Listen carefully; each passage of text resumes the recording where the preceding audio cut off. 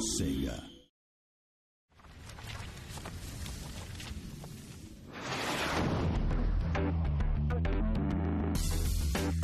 When Sega acquired us, it was part of a movement to do more Western development, to expand development around licenses.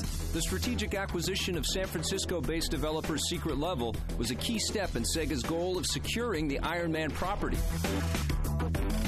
This acquisition also raised the stakes for the once independent developer.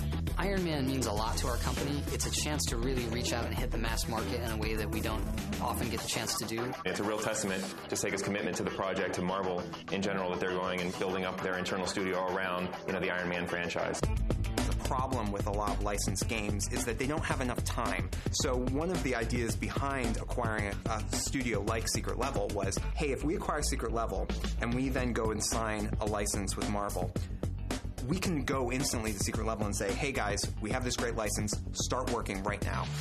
Once the license was secured, Secret Level had to begin designing a game based on a character with virtually unlimited abilities. This presented some development challenges. How are we going to do this? This guy, he can do everything. He can fly as fast as airplanes. He can hover.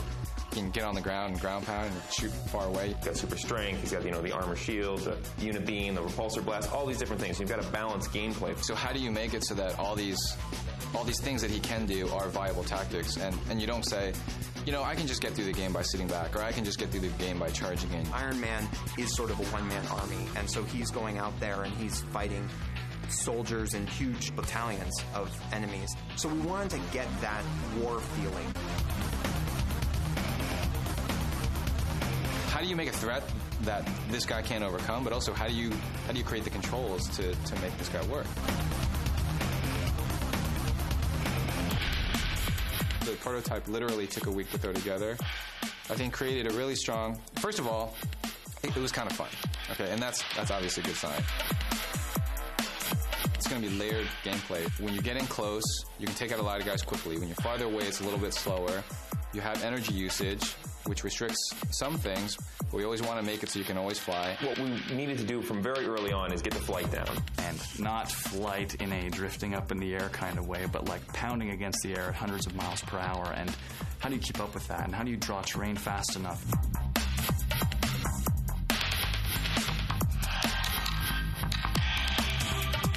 We didn't want to have a game where you're just a character running through, a street or whatever. You can fly. When you've got a character that can fly anywhere at any time, you've got to have an area that's ready for that. We want to have tracer bullets constantly zipping by, and we want to have a chaotic battlefield type feeling. We have to constantly keep the action, and we have to keep it around the player, but not so difficult that the player feels totally out of control. And so I think that's an area that we're really working on. How many missiles can come at you at the same time? How many people can be firing at you?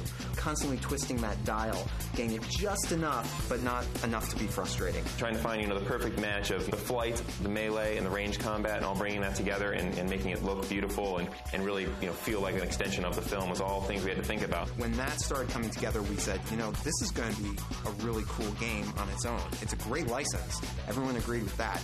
But this is going to be a really cool game.